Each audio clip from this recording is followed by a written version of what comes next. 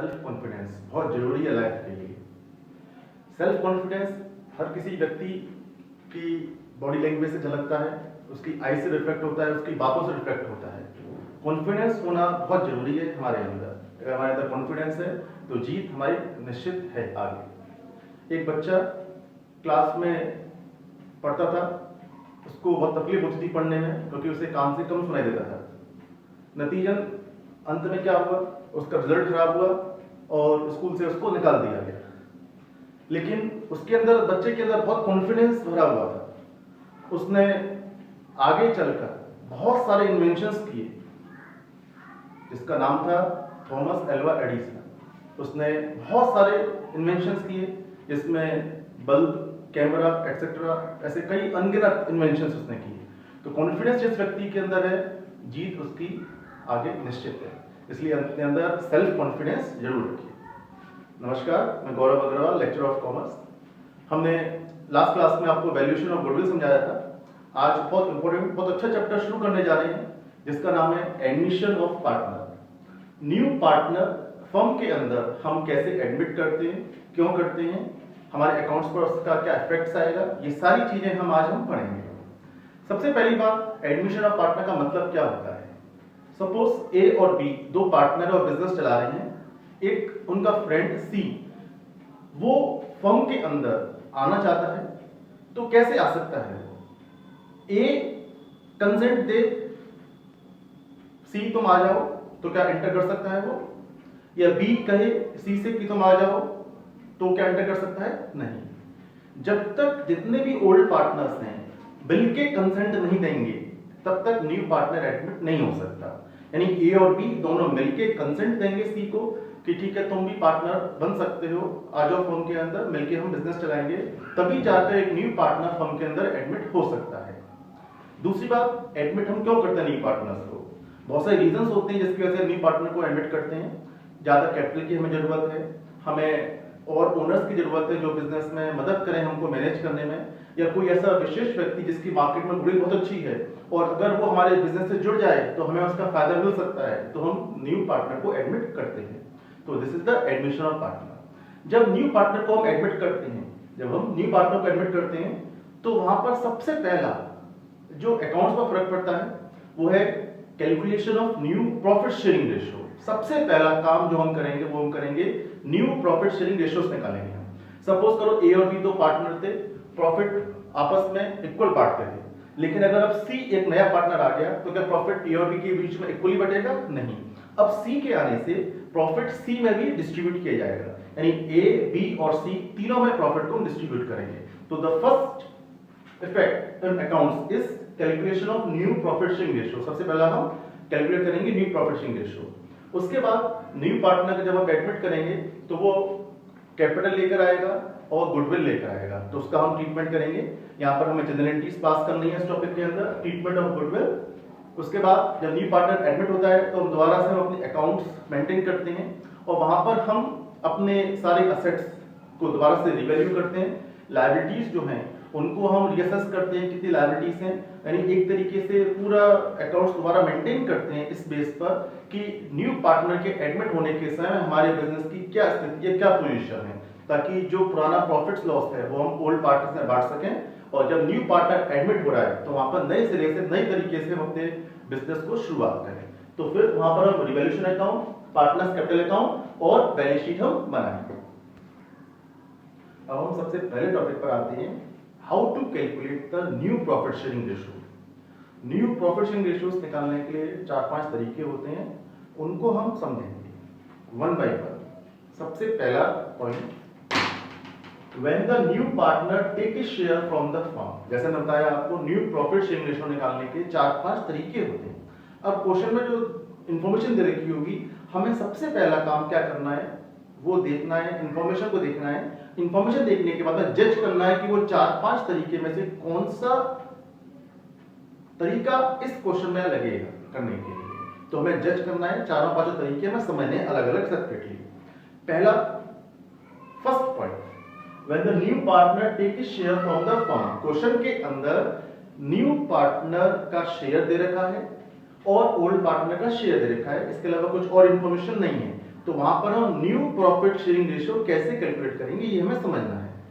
इस first topic के अंदर हमें सिर्फ ओल्ड पार्टनर का शेयर दे रखा होगा और न्यू पार्टनर का शेयर दे रखा होगा, उसी के बेस पर हमें न्यू प्रॉफिट शेयरिंग रेशियो में कैलकुलेट करना है। ये बहुत ही इंपॉर्टेंट और सबसे सिंपल और आसान तरीका है इस क्वेश्चन करने का। एग्जांपल, ए और बी दो पार्टनर है, उनका प्रॉफिट रेशियो है 3:2। सी को हमने एडमिट किया 1/5 शेयर के लिए और हमें न्यू रेशियो निकालना है। तो क्या करेंगे, let the profit of firm is 1। हमने पूरी फर्म का प्रॉफिट 1 रुपी मान लिया, सपोज करिए पूरी फर्म का प्रॉफिट 1 रुपी है।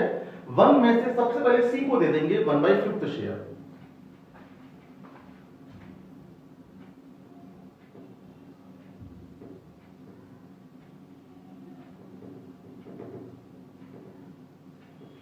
वन में से 1/5 हमने सी को दे दिया, तो जो बचा अमाउंट 4/5 ये किसका बचा, ये ए और बी के लिए बचा। ये किसके लिए बचा, ए और बी के लिए बचा, जिसको हम बोलते हैं कंबाइंड शेयर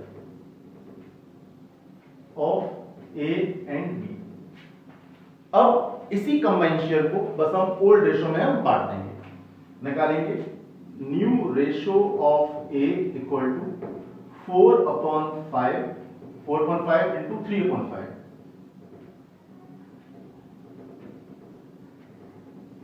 ऐसे बी का निकालेंगे new ratio of B equal to 4/5 into 2/5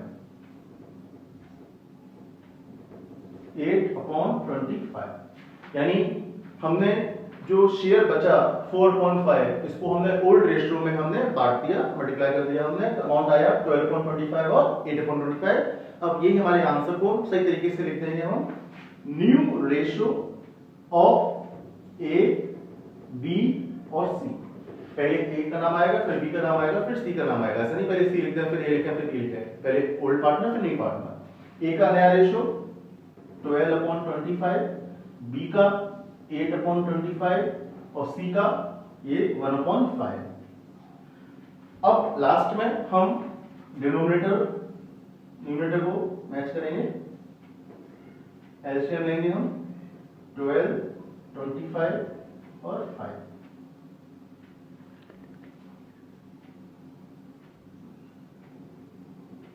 twelve, 8 और 5। 12, 8 और 5 एक बार लास्ट में जरूर हम क्रॉस चेक कर लेंगे, न्यूमरेटर का टोटल और डिनोमिनेटर का टोटल इक्वल आ रहा है या नहीं आ रहा। 12 और 8 20, 20 और 5 25, 25/25 यानी इक्वल आ रहा है। इट मींस हमारा आंसर सही है। तो आंसर हो गया हमारा 12:8:5। तो ये था फर्स्ट टॉपिक। अब इसके बाद में हम नेक्स्ट टॉपिक पर आएंगे, लेकिन नेक्स्ट टॉपिक पर आने से पहले हम फर्स्ट टॉपिक के ही अलग अलग क्वेश्चंस और कैसे आ सकते हैं उसको हम समझेंगे। तो उसके लिए अब देखें, अब फर्स्ट टॉपिक की और एग्जांपल्स हम समझते हैं जिससे कि हम आसानी से फर्स्ट टॉपिक को समझ पाएं। टॉपिक वैसे 5 टॉपिक हैं, लेकिन फर्स्ट टॉपिक के और एग्जांपल्स हम समझेंगे अभी हम। सपोज ये एग्जांपल है ए और बी, प्रॉफिट रेशियो 3:2 और सी एडमिट किया हमने और उसका रेशियो जो दे रखा है वो लिखा हुआ 20%। तो हम क्या करेंगे, 20% का मतलब सिर्फ हमें क्या करना है, परसेंट हटाना है यहां से 20/100। 20 को डिवाइड कर देंगे 100 से, तो ये आंसर आएगा 1/5। तो वही सेम दोबारा से इसी तरीके से हमें करना है, ए बी का रेशियो 3:2 और सी का शेयर हो गया 1/5, यानी 20% मतलब 1/5 शेयर हो गया। एक तीसरा एग्जांपल लेके चल रहे हैं, बहुत इंपॉर्टेंट टॉपिक है तीसरा टॉपिक। ए और बी इनका रेशियो 3:2, सी को एडमिट किया 1/5 शेयर के लिए। हमें क्वेश्चन में क्या रखा होता है, न्यू रेशियो निकालना। न्यू रेशियो मतलब क्या होता है, तीनों का combined ratio, A B C तीनों का रेशियो निकालना होता है, that is the new ratio. लेकिन अगर क्वेश्चन में न्यू रेशियो सिर्फ ओल्ड पार्टनर का दे रखा हो, new ratio of A and B 1:3, तब हम क्वेश्चन कैसे करेंगे। पहली बात तो ये टॉपिक जो है ये फर्स्ट टॉपिक का एक पार्ट है। ये पहली बात, जैसे मैं बताया था आपको 5 टॉपिक हैं, आपको सबसे पहले यही करना है कि पांचों में से कौन सा टॉपिक हमें क्वेश्चन में लगाना है। तो ये फर्स्ट टॉपिक का ही पार्ट है। इसमें ओल्ड रेशियो दे रखा है ए बी का और न्यू रेशियो दे रखा है ए बी का। अब इस क्वेश्चन को हम सॉल्व कैसे करेंगे, इसी तरीके से हम करेंगे, let profit of the firm is 1, let profit of firm is 1 में से माइनस करेंगे 1/5,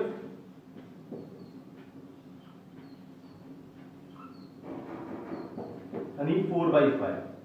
ऐसा हमने पहले किया था, बिल्कुल से वैसे ही कर रहे हैं। 4/5 मीन ए और बी के लिए जो शेयर बचेगा, ए और बी के लिए जो शेयर बचेगा उसको 1 में से माइनस किया हमने 1/5, बचा 4/5। 4/5 कंबाइंड शेयर है ए और बी को जो मिलेगा, 4/5 combined share of A and B. अब हमने क्या किया था, हमने 4/5 को 3:2 में मल्टीप्लाई किया था, काटा था हमने। अब अगर क्वेश्चन में न्यू रेशियो दे रखा है तो वहां पर हम 4/5 का मल्टीप्लाई 1:3 में करेंगे। इसको हम बिल्कुल भूल जाएंगे, हम ओल्ड रेशियो को भूल जाएंगे। दोबारा हम निकालेंगे new ratio. New ratio of A equal to 4/5 into 1/4। दोबारा से निकालेंगे न्यू रेशियो, आएगा आंसर 4/20। इसके बाद new ratio of B 4/5 into 3/4।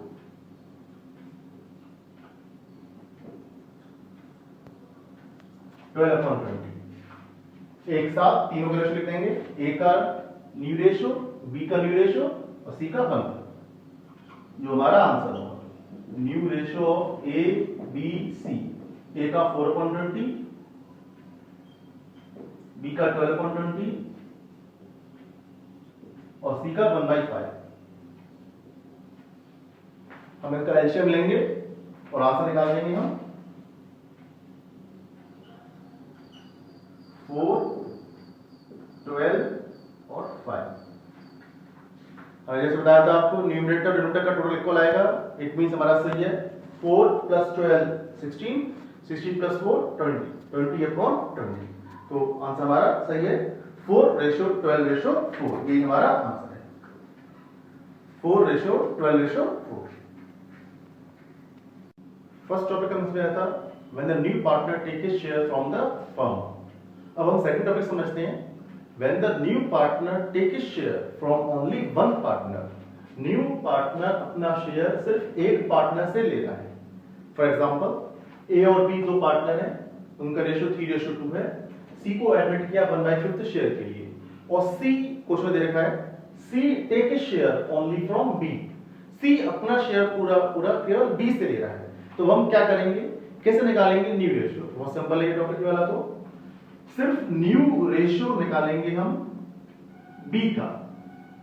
B का होल्ड रेशियो क्या है 2/5। इसमें से माइनस कर देंगे सी का शेयर 1/5, 1/5, 5 2 - 1 1/5, यानी बी का न्यू रेशियो आ गया 1/5।